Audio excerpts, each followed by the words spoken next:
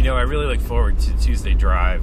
I guess it's just because it's something different than like when I'm typically out painting and shooting video.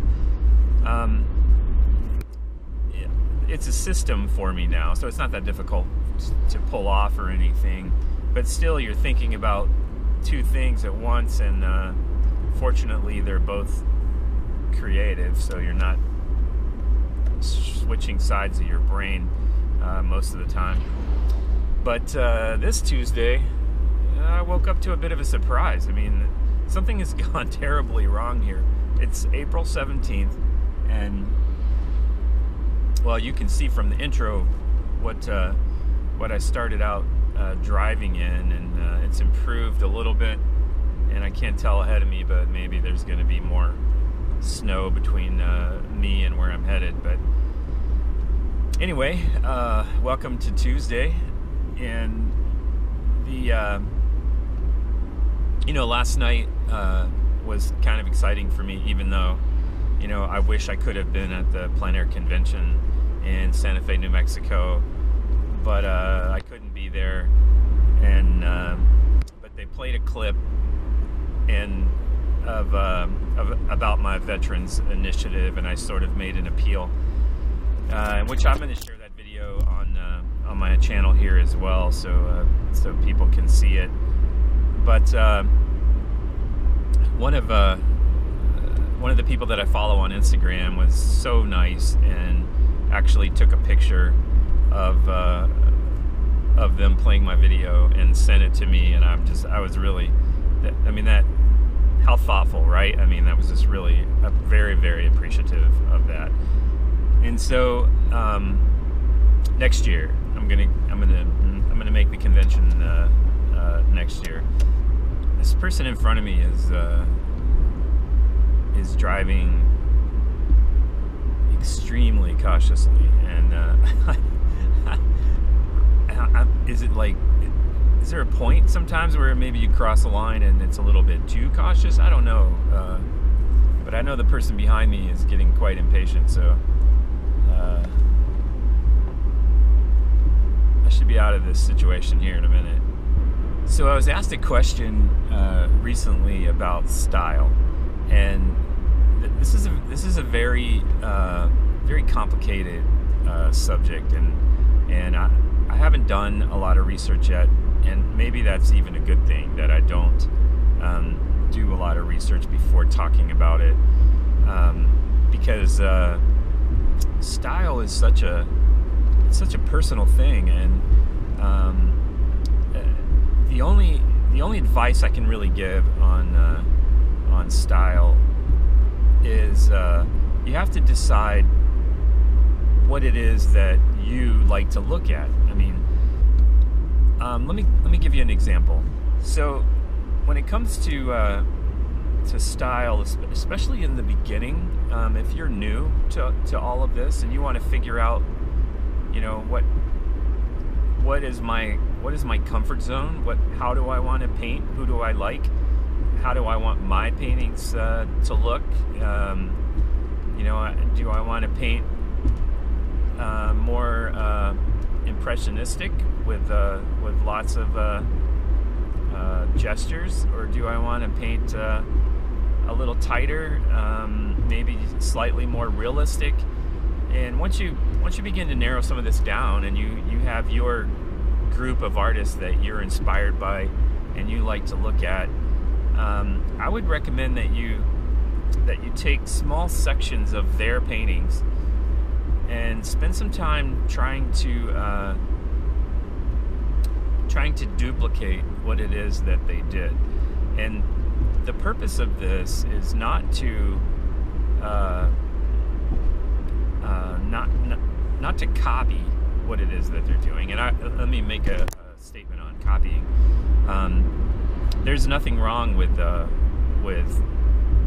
trying to copy a painting, but the rules associated with that are, if you find a painting that you really like and you feel like you want to repaint it yourself, what all you have to do is if you want to like display that, show that to people and stuff, the correct thing to do is to put like, say if I'm going to copy a Bonnard painting, then at the very bottom I would write, Dennis Tyson, and then I would write after Pierre Bonnard, and maybe even name the painting. So as long as you give credit to what it is that you're trying to do, and so people know that you're intentionally, for your own purposes, trying to copy. I mean, people do this all the time, and it's all the way through, through history.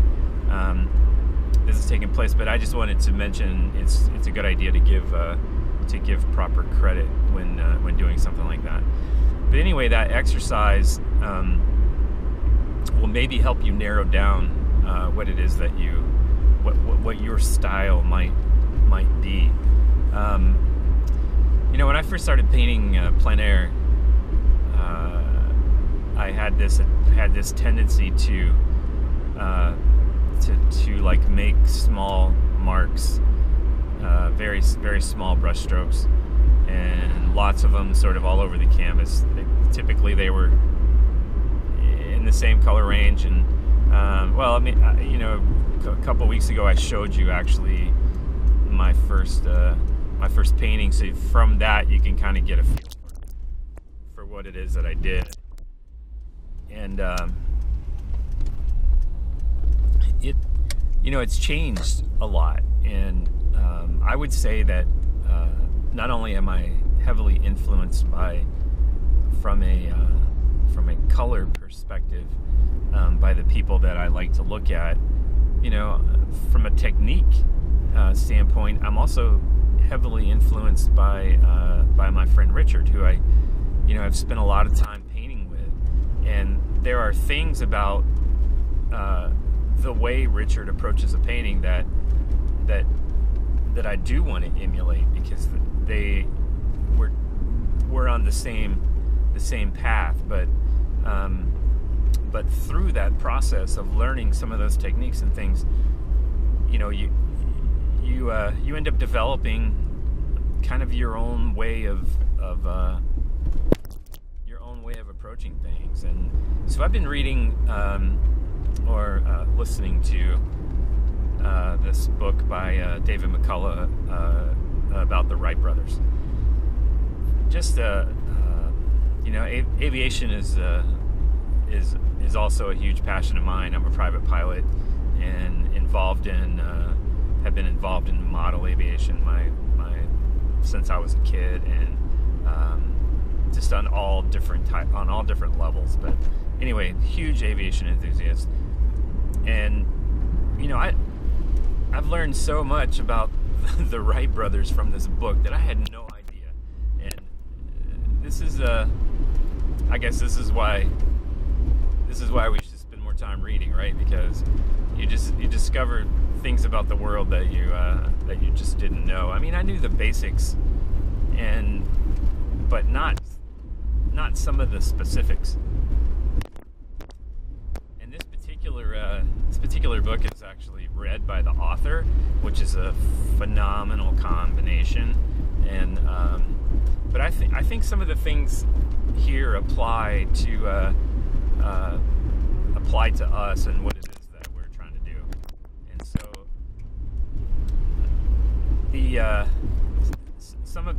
I'll show you the book right here, and some of the things that I didn't know was that the Wrights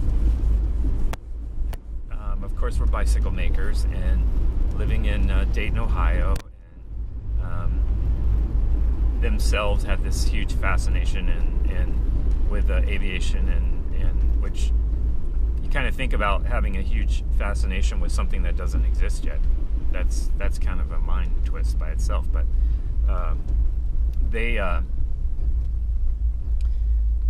so they began to gather all of the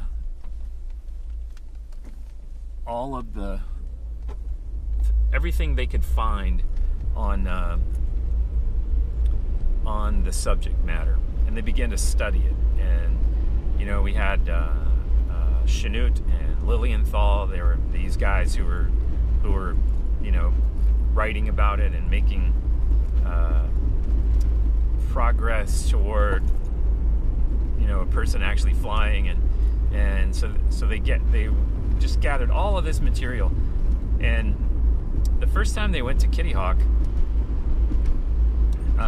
what they discovered was that all the data and everything that they had collected that had been written on the subject, that all of it was wrong.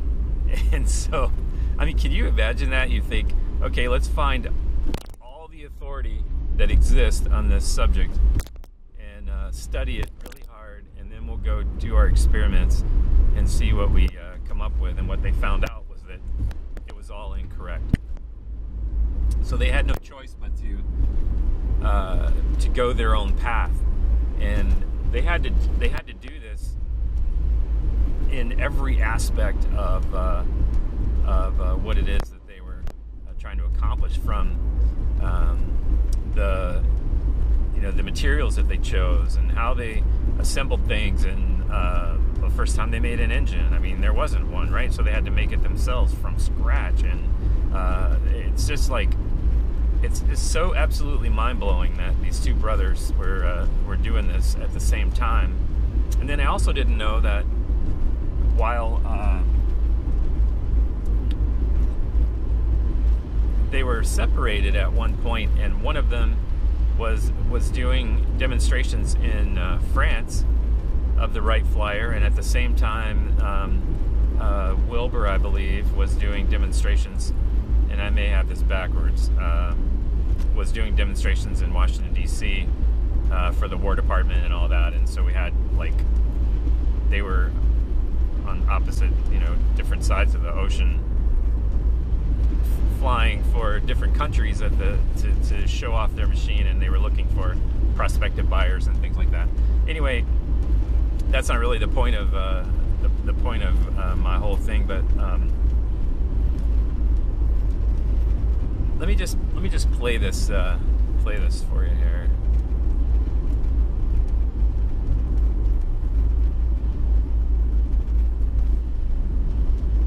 Minutes that the whole mechanism is working perfectly, Wilbur was to say.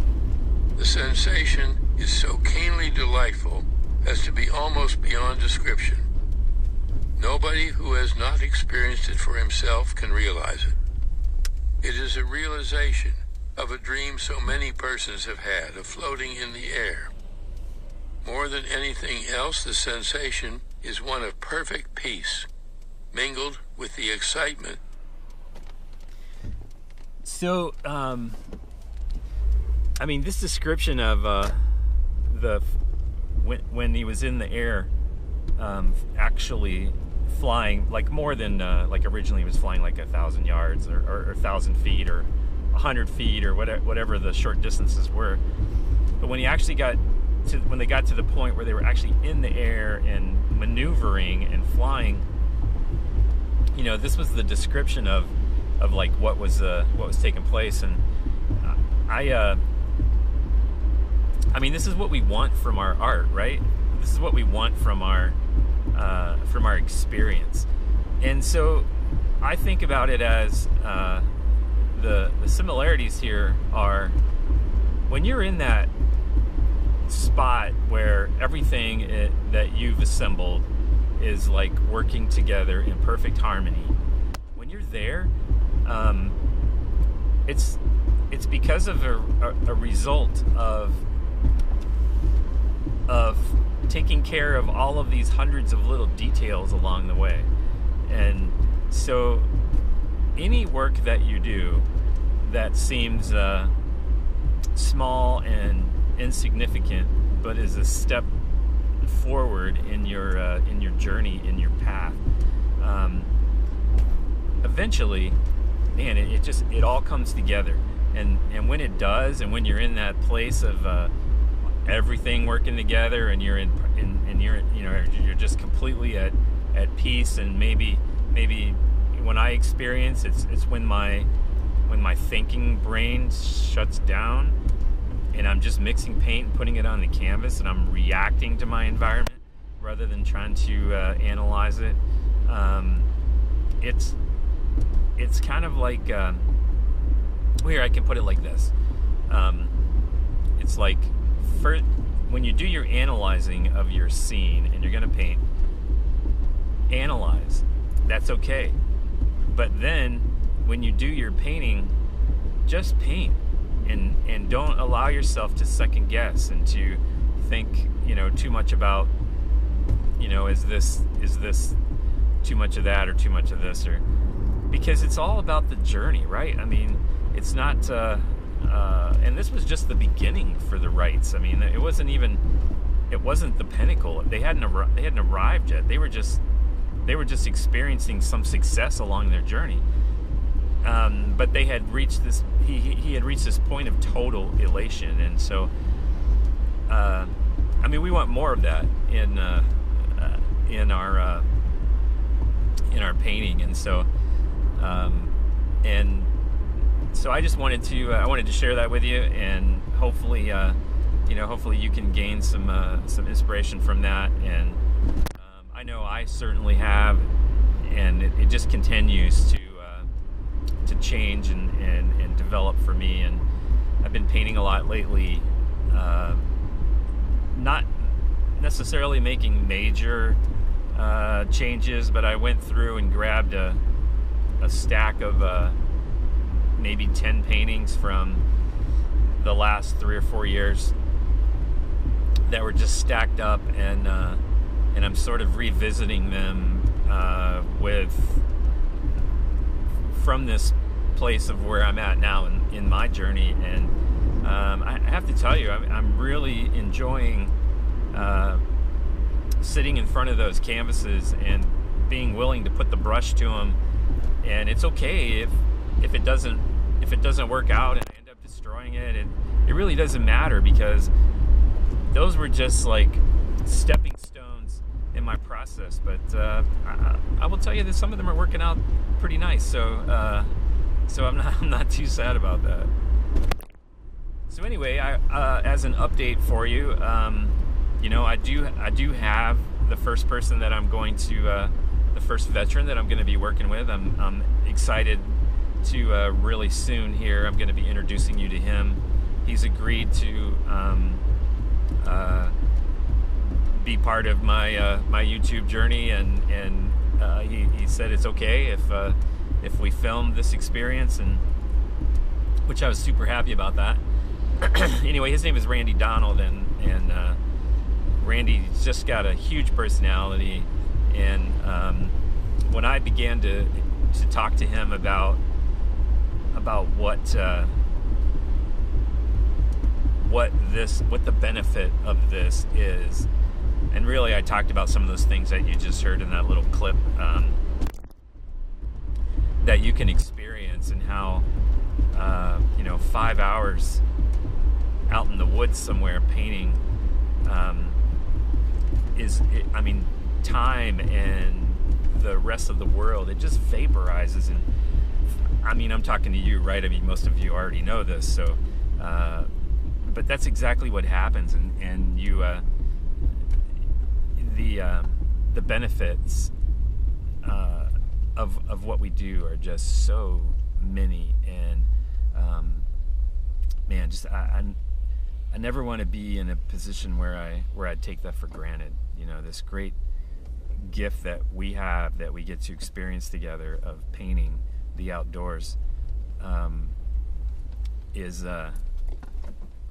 it's a bit heavenly, actually.